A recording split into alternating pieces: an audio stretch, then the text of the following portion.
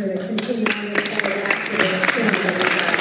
Are you any present disputes in which you intend to initiate or join suit against the federal government if you become Attorney General? I know you've kind of talked hypothetically here, but are there any current ones, concrete ones? I think it ends up becoming the other way around, in part because I think what we've seen out of this administration, love them or hate them, there has been a real effort to undo some of the federal overreach that generated as many lawsuits as it did under the prior two-term president.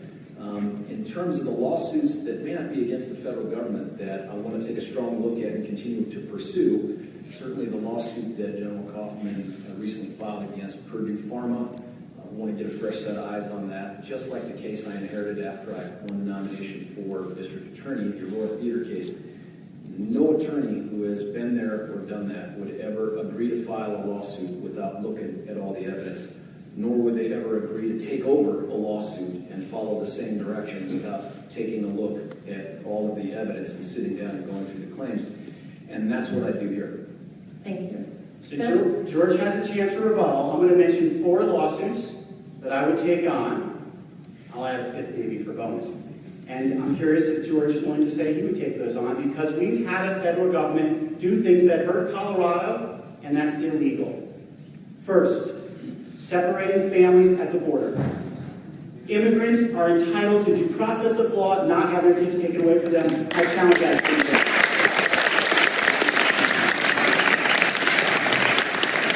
Second, dreamers. They were given a promise. Give up all your information. Tell us who you are. We'll put you in the back of the line and we won't deport you. The threat now is to take that information, put them at the front of the line. There's a lawsuit saying that was illegal and unconstitutional. I would join that to protect the dreamers. Yeah. Number 3, the Affordable Care Act. It protects people with pre-existing conditions. I've talked to people whose kids' lives are saved because of that protection. Our Justice Department in Washington is not protecting it. I will as your Attorney General. 4th, we in Colorado developed this methane rule to protect our air quality and address climate change. That meant our oil and gas companies were following it. But 2/3 of the methane emissions comes from surrounding states. So the EPA's methane rule, based on ours, which we didn't have to follow, is critical, is important. I would fight for that methane rule and stop the effort to get rid of it. And the bonus thing critically is I fight to protect their ears.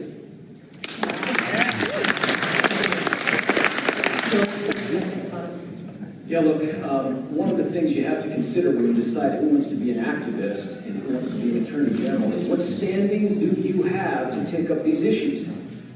None of Bear's ears is here in Colorado. Unless you can find a family, and I'm opposed to separating families at the borders, but unless it's the southern border of Colorado that it's happening to, there is no standing to stand up for people who aren't Coloradans or aren't here as residents.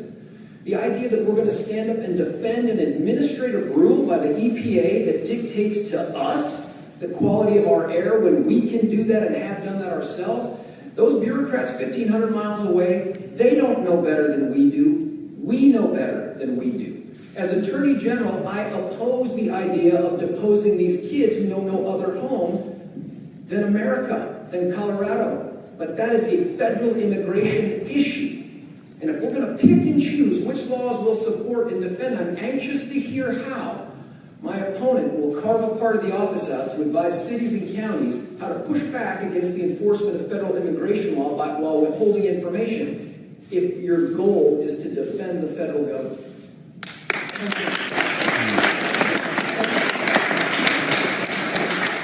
I just want to be clear, it sounds to me like there's not a single action of our federal government that George is willing to challenge. The health, well, I want to hear which one it is. The health care law affects all Coloradans who have pre-existing conditions, or kids have pre-existing conditions, and our Justice Department is not defending us. That's why state AGs matter in this moment, because this job can do that. As for immigration law, here's what Colorado law says. Sheriffs can hold people for violations of Colorado law. They're not authorized to hold people because the INS wants to deport them. This is something that really is important. You can have Department of Homeland Security saying, we want you to hold someone, but they can't make our sheriffs do their work. And my defense is to tell sheriffs here in Denver, you don't work for the Department of Homeland Security. You work for the state of Colorado. You follow our laws.